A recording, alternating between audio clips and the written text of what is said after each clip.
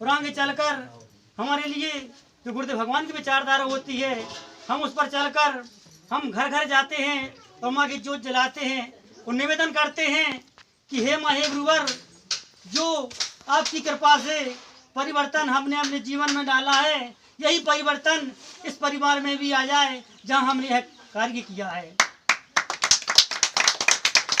तो हमारा निवेदन, जब हम माँ के चरणों में निवेदन करते हैं, तो गुरुदेव भगवान ने कहा है कि तुम मेरी ओर 2 कदम तो आओ, तो मैं तुम्हारे लिए 10 कदम का आशीर्वाद प्रदान करता हूँ। तो हमारा विचार होना चाहिए, हमारा संकल्प होना चाहिए कि हमारे लिए गुरुदेव भगवान ने चुना है, जो कि सच्चिदानंद के अवतार हैं, जिनके लिए इस भूतल पर कोई भी कार्य संभव नहीं है। आप विचार कीजिए, हम उन गुरु के शिष्य हैं जिनके लिए इस भूतल पर कोई भी कार्य संभव नहीं है। तो आप जरा विचार कीजिए, आज ना जाने नाना प्रकार के साधु संत मुनि महात्मा अपने आप को त्रिकालज्ञ कहते हैं और ना जाने कितने धर्म की आड़ में हमको लूट रहे हैं। तो आज हम गुरुदेव भगवान की कृपा से हम घर घर जाकर बतलाते हैं कि अब भी इस यात्रा में चलें, क्योंकि इस यात्रा में चलने से गुरुदेव भगवान ने कहा है कि यदि आपने एक भी परिवार को नशा मुक्त कर दिया तो आपको 100 यज्ञों का फल मिलेगा। हमारा विचार होना चाहिए, हमारा संकल्प होना चाहिए कि गुरुदेव भगवान की विचारधारा पर हम चलेंगे, तभी उनका आशीर्वाद हमारे लिए मिलेगा। तो आप भी इस विचारधारा को माने, गुरुदेव को माने। गुरुदेव ने कहा है कि मुझे मानो या ना मानो, मेरी विचारधारा पर चलने लगो, तुम्हारा उस पर चलने से तुम्हारा कल्याण होगा और तुम्हारे परिवार का कल्याण होगा।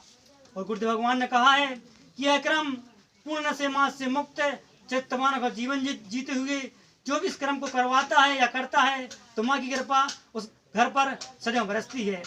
आज वर्तमान में गुरुदेव भगवान ने यहाँ तक भी कहा है कि जब यह क्रम होता है तो हमारे लिए 30 करोड़ देवी देवताओं का आशीर्वाद एक साथ मिलना प्रारंभ हो जाता है। क्योंकि गुरुदेव भगवान जो कहते हैं वह पत्थर की लकीर हो जाता है। क्योंकि जब एक ऋषि हम आपको पुकारता है, तो जब हम गुरुदेव भगवान की कृपा मिलती है, माँ की कृपा मिलती है। क्योंकि गुरुदेव भगवान जो आप सभी के समक्ष माता के नीचे बैठे हैं, उनके लिए जब इस धरती पर कोई भी कार्य संभव नहीं है, तो आप विचार कीजिए, जब गुरुदेव भगवान ने हमारे लिए इस यात्रा में चलने का सौभाग्य प्राप्त किया है। क्योंकि गुरुदेव भगवान तो सच्चिदानंद के अवतार हैं। 33 करोड़ देवी देवताओं के सरताज हैं गुरुवर, 33 करोड़ देवी देवताओं के सरताज हैं गुरुवर। मित्रता कलयुग की बात नहीं कर रहा, बल्कि आज है गुरुवर।